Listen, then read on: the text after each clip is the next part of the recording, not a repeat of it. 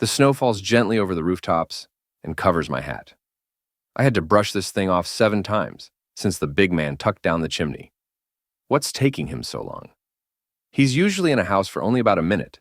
Then he's back up and leaping down the chimney of the next-door neighbor. He's been down in this house for at least 10 minutes now.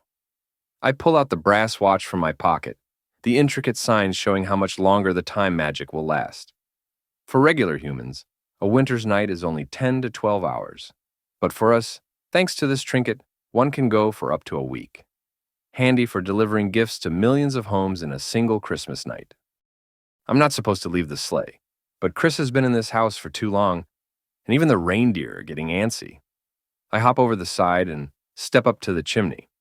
Right as the big man himself pokes his head over the edge, Chris hastily pulls himself out and scrambles back to the sleigh. "Come on, Ethan, we have to go." His fearful tone scares me more than his sudden appearance. I obey the boss and climb back into the sleigh. "What happened down there? You were gone for too long." Chris cracks the reins, and we take off to the air, flying past the remaining houses and out of the city.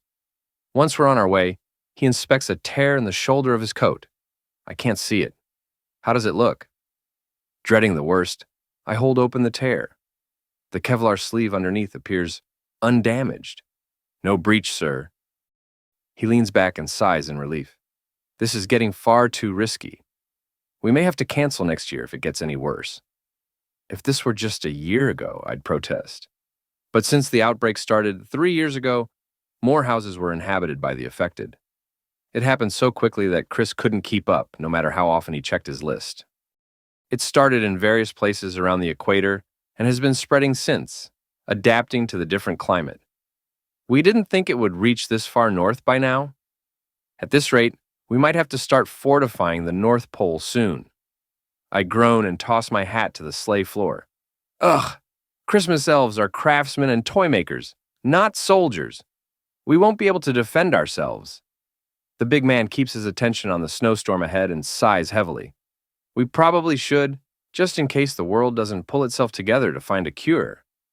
To think that just 4 years ago, Christmas was no different from the hundreds before.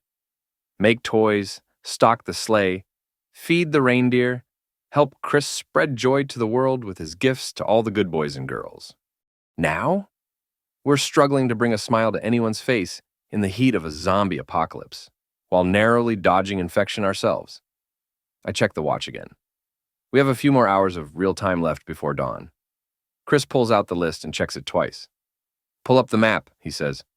"Ethan, cross off the town we just left. We're heading north now. What can we expect there?" "There's one town left in this country that we know isn't infected." I shake my head. Hopefully we can at least bring them some cheer before it's too late. His defeated tone brings my spirits down. I've never seen Chris like this before. I reach down to retrieve my hat and place it back on my head. "Yeah, let's get to it."